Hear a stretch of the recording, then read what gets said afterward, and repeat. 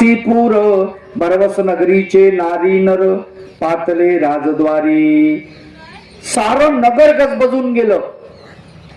सगळ्या नगराला उत्साहाचा पूर आलेला आहे. सगळ्यांच्या अंतःकरणामध्ये आनंद ओसंडून वाहतोय. बडोदचे नारी आणि नर सगळे आनंदित झालेले आहे आणि आनंदानं ते राजद्वारी गेलेले आहेत. राजमहालामध्ये जाऊन पोहोचले आहेत. विक्राळ काळ दाढेतून कुमर आला परतून ऐकता ऐसे वर्तमान माल्हनी धावली. विक्राळ काळ दाढेमधून,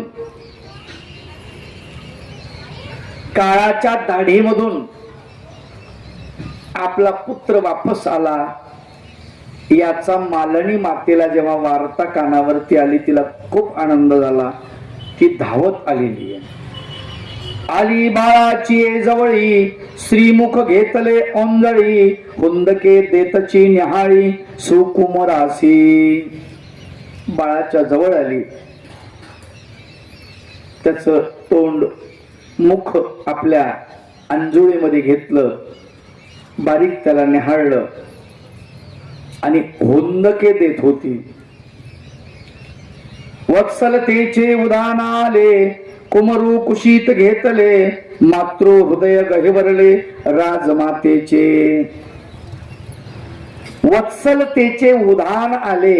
वात्सल्य तिचं बाहेर पडलं, उधान आलं आणि बाळाला कडकडून मिठी मारली. त्याचं मुंडकं आपल्या छातीला लावलं, त्याला कवटाळलं आणि हरिपाळ सुद्धा त्या मातेच्या कुशीमध्ये शिरला. आई म्हणजे प्रेममूर्ती, आई म्हणजे प्राणज्योती, किती भगवंताची प्रीती निखळ निर्मळ. आई काय असते याचं वर्णन इथे ग्रंथकार करतात. आई म्हणजे प्रेममूर्ती, प्रेमाची मूर्ती, मूर्तिमंत प्रेमाचा पुतळा म्हणजे आई. आई म्हणजे प्राणज्योती. आई म्हणजे काय? बाळाची प्राण ज्योत आहे. किंवा ती भगवंताची प्रीती निखळ निर्मळ. भगवंताची जीवावर जी प्रीती असते तशी प्रीती आईची आपल्या बाळावर असते. उदाहरण देत असताना चक्रधर प्रभूंनी मातेचं उदाहरण दिलं. भगवंत म्हणतात परमेश्वर जीवावरती प्रेम करतो. किती प्रमाणात करतो, कसं करतो, कसं समजून घ्यायचं. परमेश्वराचं आपल्यावर प्रेम आहे आणि ते कसं आहे आणि किती आहे हे कसं समजून घ्यायचं. उदाहरण द्या म्हणले. For example.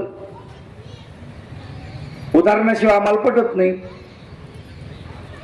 भगवंत म्हणाले आई हे एक उदाहरण आहे. आईच्या ठिकाणी जे प्रेम आहे तयाचा एक देश मातेच्या ठाईवरते. परमेश्वराचा एक कोपरा प्रेमाचा मातेच्या ठिकाणी आहे असं समजा. 1000 पट परमेश्वर प्रेम करत असेल त्याचा 1 पट मातेच्या ठिकाणी आहे असं समजा. माता तुमच्यावर किती प्रेम करते हे जर तुम्हाला कळलं त्याच्या 1000 पट परमेश्वर आपल्यावर प्रेम करतो असं समजून घ्या. किती सोपं उदाहरण दिलं भगवंताने. पण मातेचं प्रेमच आम्हाला कळलं तर ना. ते नाही कळल्यावर कसं जमणार आहे की ते समजून घेतलं पाहिजे. म्हणून मातेचं उदाहरण दिलेलं आहे. आई म्हणजे प्रेममूर्ती, आई म्हणजे प्राणज्योती, की ती भगवंताची प्रीती निखळ निर्मळ. समजून सांगण्यासाठी दुसरं उदाहरणच नाही. माता हे एकच उदाहरण आहे परमेश्वराकडे. तुम्हाला समजून सांगायचं, प्रपंचामध्ये आपण सगळे आहोत, आपल्याला समजून सांगायचं की परमेश्वर जीवावरती किती प्रेम करतो. जशी आई बाळावरती प्रेम करते तस एक अंश परमेश्वर आपल्यावरती प्रेम करतात असं समजून घ्या. हे कळलं म्हणजे ते निश्चित कळेल. आईचं प्रेम कळलं म्हणजे परमेश्वराचं कळेल, समजेल. पाहे आईचे अंतःकरण, निसर्ग स्नेहाचे स्फुरण, भगवान ही माते अधीन होतो भावबळे. पाहे आईचे अंतःकरण, ग्रंथकार म्हणतात आईचं अंतःकरण. बघा कशा प्रकारचं अंतःकरण आहे आईचं. ते निसर्ग स्नेहाचे स्फुरण, ते नैसर्गिक आहे. आईचं बाळावरती प्रेम जे आहे ना, हे नैसर्गिक आहे, कृत्रिम नाही. काय कृत्रिम नाही.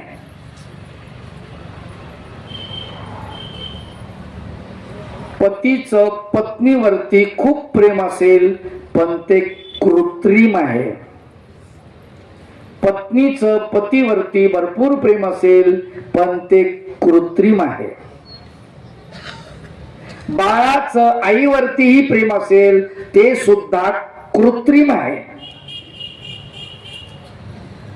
वडिलाचं मुलावरती प्रेम असेल तरी सुद्धा ते कृत्रिम आहे. कृत्रिम म्हणजे नंतर आहे. आई प्रेम करायला लागते बाळावरती तेव्हापासून, जेव्हापासून तिला जाणीव झाली आपल्या पोटामध्ये अंकुर वाढतो आहे, तेव्हापासून प्रेम करायला सुरुवात करते. म्हणून नैसर्गिक आहे. बाकी सगळं प्रेम कृत्रिम आहे. स्वामी चक्रधर महाराज त्याचमुळे म्हणतात मातेचे स्नेह ते नैसर्गिक. मातेचं स्नेह जे आहे ते नैसर्गिक आहे म्हणाले.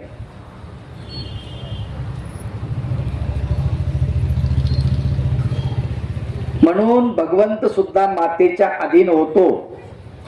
गोपाल कृष्ण भगवंत मातेच्या अधीन झाले की नाही. आईनं सांगायचं ते करायचं. कृष्णा नको खोड्या करू रे, असं नको करू, मी तुला उखळाला बांधून टाकीन बरं. नाही आई खोड्या नाही.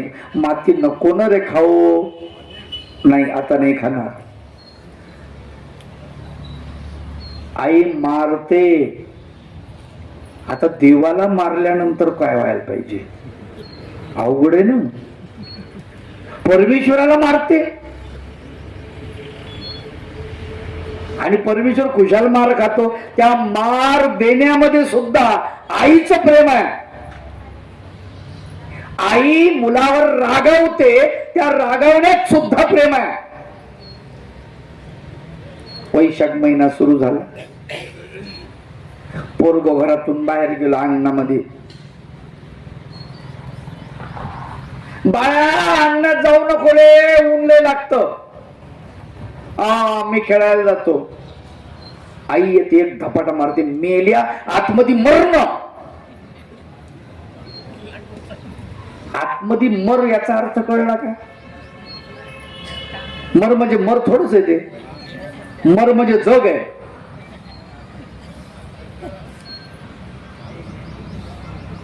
जसा शब्द आहे तसा अर्थ नाही, लक्षात ठेवा.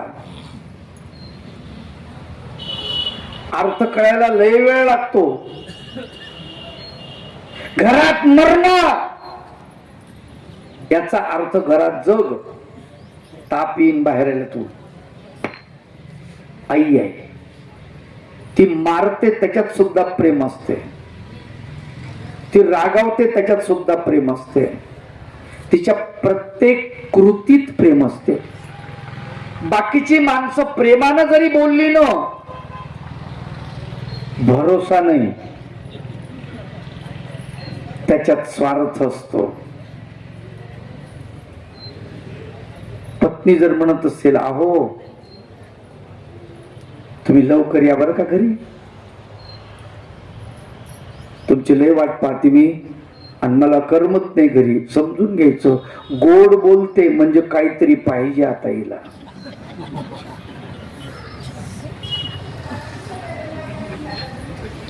ती प्रस्तावना आहे, गोड बोलणे म्हणजे प्रस्तावना आहे.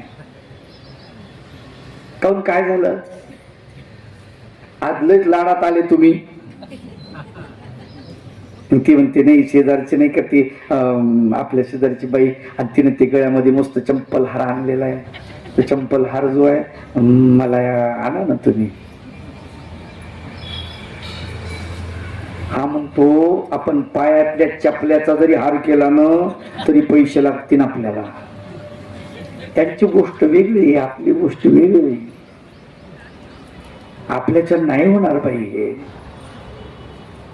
तुम्हाला काय माझं कौतुकच नाही, मी सगळं करते तुमच्यासाठी. सगळं माझं घर सोडलं, भाऊ सोडले, बाप सोडला, आई सोडली, गाव सोडलं, मैत्रिणी सोडल्या, सगळं सोडून तुमच्या घरी आले. तुम्हाला काय दिसत नाही.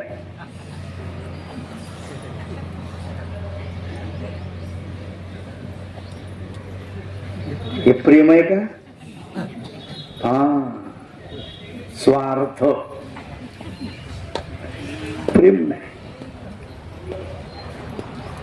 करतात माऊल्या काही प्रेमही करतात, नाही असं नाही म्हणायचं. सगळ्याच तशा असतात असं नाही, पण नैसर्गिक नाही. मुद्दा काय आपला? नैसर्गिक मुद्दा आहे. पत्नीचं पतीवरती प्रेमही असेल, पतीसाठी ती प्राणही देईल, पण ते नंतर जडलेलं आहे, अवांतर आहे. आईचं बाळावरती प्रेम आहे, जन्म होण्याच्या अगोदरच आहे. म्हणून स्वामी चक्रधर म्हणतात मातेचे स्नेह ते नैसर्गिक. नैसर्गिक आहे. जगत्रासे त्रासुनी जावे, माते सन्निधी असावे, क्षणात श्रम दूर व्हावे, अशी ते आई. भगवान गोपाल कृष्ण अनेक राक्षसांचा वध करून, मला सांगा मामाचा वध केल्यावर त्यांना काही बरं वाटलं असेल का? रे एकदा मा म्हणलं की आईचा उच्चार होतो. दोनदा आईला आवाज दिला मा मा की मामा होतो. त्याला मारल्यावर कृष्ण भगवंताला कसं वाटलं असेल? फार चांगलं वाटलं असेल. आईच्या कुशीमध्ये मुंडकं घातलं. देवकी मातेच्या, माते मला क्षमा कर ग.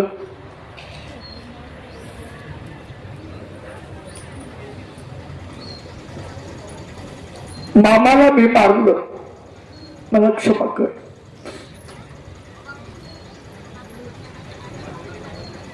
देवकीही रडते. विसरून गेली भावानं आपले 6 पुत्र मारले. देवकीची 7वी कन्याही मारली, विसरून जाते.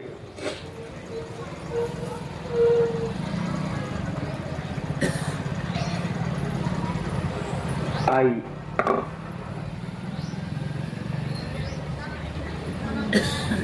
हे नैसर्गिक आहे.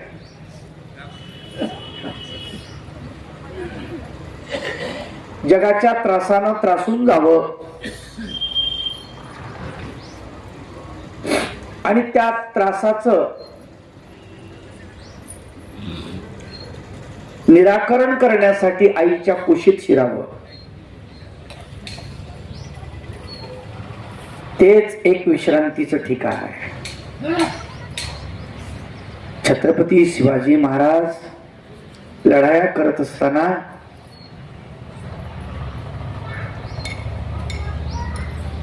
एक एक किल्ला जिंकल्यानंतर जितक्या लोकाला मारलं त्याची खंती मनामध्ये बाळगून आईच्या कुशीत येऊन रडतात. माते इतक्या लोकांना मारलं ग आज मी. बाळा, हे सगळं समाजासाठी आहे.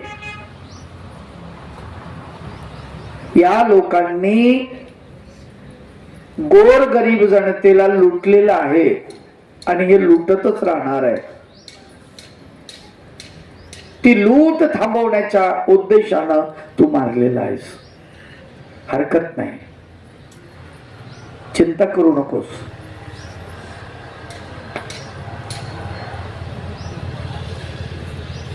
प्रतापगडाच्या पायथ्याला जेव्हा अफजल खानाच्या भेटीला छत्रपती शिवाजी महाराज निघतात, आईला नमस्कार केला. माते येतो. डबडबल्या डोळ्यांनी आईकडे बघितलं.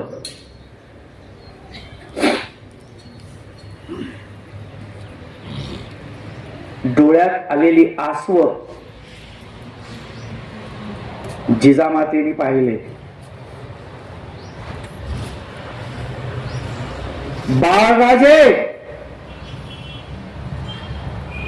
तुमच्या डोळ्यामध्ये आशू सोडत नाही.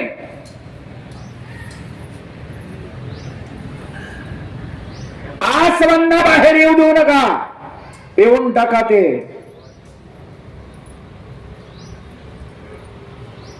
तुमचं जर काही बरं वाईट झालं, हातात तलवार घेऊन आम्ही स्वराज्याचं हे रणकंदन पुढे चालू ठेवू.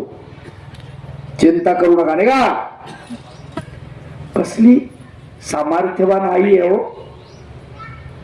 आईत प्रचंड सामर्थ्य असत, लक्षात घ्या. कारण तिनं अनेक दुःख, अनेक वार सहन केलेले असतात आईने. तुम्हाला जन्म देताना तिचा पुन्हा जन्म होतो, पुनर्जन्म होतो आईचा. एवढ्या दुःखातून ती बाहेर पडलेली असते, त्याच्यामुळे ती मजबूत बनते. बघा तुम्ही, कुटुंबामध्ये काही धक्के बसले कुटुंबाला, माणसं हवालदिल होतात, माणसं कोलमडून जातात.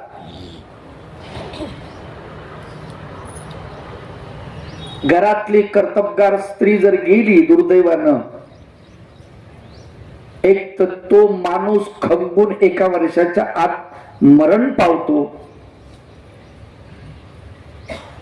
नसता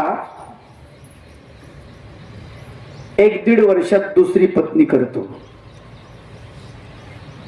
हे चित्र आपण पाहिलेलं आहे. पण माता तशी नाही आहे. दुर्दैवानं एखाद्या मातेचा पती जर मरण पावला तर ती माता सामर्थ्यानं आपल्या कुटुंबाला पुढे नेते, मुलांना लहानाचं मोठं करते. ते दुःखही ती गिळून टाकते, सहन करते.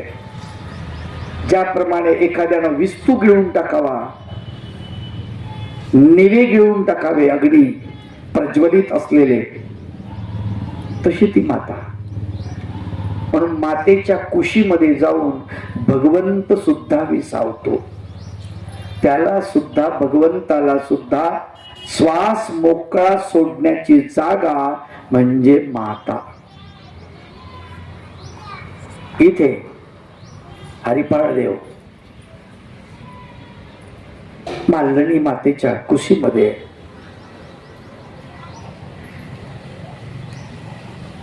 मालणी माता, तिच्या डोळ्यातून आनंद अश्रू बाहेर पडलेले आहेत. देवानं माझं ऐकलं, देवानं माझं बाळ मला परत केलं.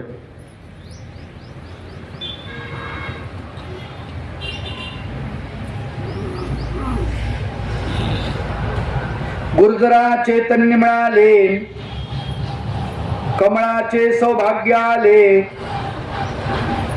दुःखाचे सुखात झाले परिवर्तन ते धवा. सगळ्यांना सगळे भेटले. अनाथांना, जे अनाथ होऊन होते त्यांना नाथ भेट मिळाला. दुःखितांना जिव्हाळा मिळाला. कारण का गुर्जर देशाचा राजकुमार परत आलेला आहे म्हणून गुर्जर लोकांना चैतन्य मिळालं. कमळाऊसा हरिपाळाची पत्नी तिचं सौभाग्य परत आलं. दुःखाचं सुखामध्ये परिवर्तन झालं आणि सगळ्या भरवस नगरीमध्ये आनंद ओसंडून वाहू लागला. की आनंद घनवर्षला जनाचा मनमोगरा फुलला, रोमा रोमातुनी प्रगटला आनंद चौकडे. की आनंद घनवर्षला आनंदाचा ढग बरसला. घन म्हणजे ढग. जनाचा मनमोगरा फुलला, सगळ्या जनाचं मन आहे प्रफुल्लित झालं आणि सगळ्यांच्या रोमारोमातून आनंद बाहेर पडत चालला. परी नरेशाच्या मानसी आनंद पदार्थी पडली माशी, संशय सर्प अहर्निशी दंश करीत होते. परंतु नरेश म्हणजे राजा, हरिपाळ देवाचा पिता विशाळ देव, त्याच्या अंतकरणामध्ये, मानसी म्हणजे अंतकरणामध्ये आनंद पदार्थ जो आहे त्याच्यात माशी पडली. तुम्ही जेवायला बसले, सुंदर अशी बासुंदी तुमच्या समोर आली, त्याच्यामध्ये केशर टाकलेलं, काजू बदाम किसमिस अक्रोड,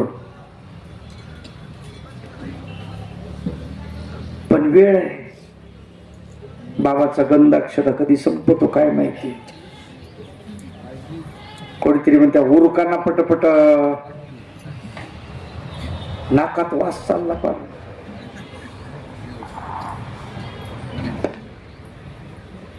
बरं आता असं पदार्थ आले, गोड पदार्थ म्हणल्यावर माशा येतील की नाही? त्यांना काय पत्रिका द्यायची गरज आहे का आपल्यासारखी? का दंडोत घालायचं काम आहे बा, दुपारचं पंगत आहे यांची, जेवायला या, तुम्हाला आमंत्रण आहे, दंड होते, असं नाही. माशा येतात. माशा गोंगाटायला लागल्या, असं हानता हानता एक माशी पडली त्याच्यात. गरमागरम बासुंदी माशी मेली. मग आता तुम्ही काय करता? माशी काढून टाकता, बरोबर आहे? बासुंदी फेकून देता? बोला ना. नाही फेकत. मग काय करता? पाणी घेता, असं त्यात टाकता. का आता बासुंदी शुद्ध केली, पाणी टाकून चढवतो काय ते करता की नाही?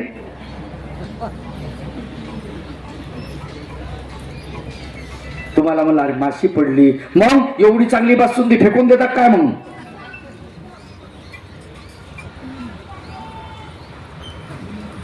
आनंद पदार्थी माशी पडली, संशयाची, त्याच्या मनामध्ये संशय निर्माण झाला. विशाळ देवाच्या अंतकरणामध्ये संशय सर्पानं त्याला दंश करीत होते. आपल्या या राजपुत्राच्या देहामध्ये त्यांनीच प्रवेश केला की अनेक कुणी एखादा योगी, एखादा हट्ट योगी त्याच्यात घुसला, असा त्याला संशय निर्माण होत होता.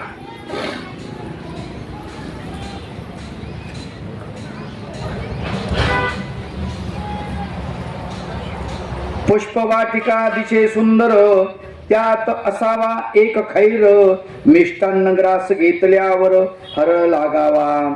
किंवा पुष्पवाटिका म्हणजे फुलांचा बगीचा, छोटा बगीचा असेल तर त्याला वाटिका असं म्हणतात. छोटे छोटे बगीच्यांना काय म्हणतात? वाटिका.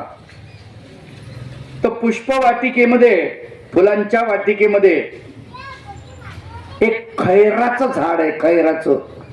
खैर माहितीये ना कसं असतं? बोलतं निबर काळडक आणि त्याला काटे. आणि बाकीचे सगळे झाडं कशाचे? फुलाचे. त्याच्यामध्ये शोभून दिसतं काय? नाही. सतत डोळ्यात सलतं, असं वाटतं का हे काढून टाकावं इथून. तसं याच्या अंतःकरणामध्ये सगळं बरोबर चाललं, सगळं सुखामध्ये आहे, आणि त्याच्या डोक्यात एकच, या पोराच्या देहामध्ये नेमका कोण घुसला, तोच आहे का दुसरा आहे? किंवा आपण जेवण करायलो, बासमती तांदूळ शिजवले, बासमती 200 रुपये किलो वाले, शिजायला टाकले की वास येतो. त्याच्यात तूप टाकलं, साखर टाकली, कालवलं, श्लोक तिकडं सुरू झाला. नाही, घ्या, उचलला घास, तोंडात टाकला, जसा टाकला चावल्या चावल्या कडा. बरं वाटतं का ते? बरं थुकताही येईन आणि गिळा नाही बी. थुकायला जावं तर 200 रुपये किलो.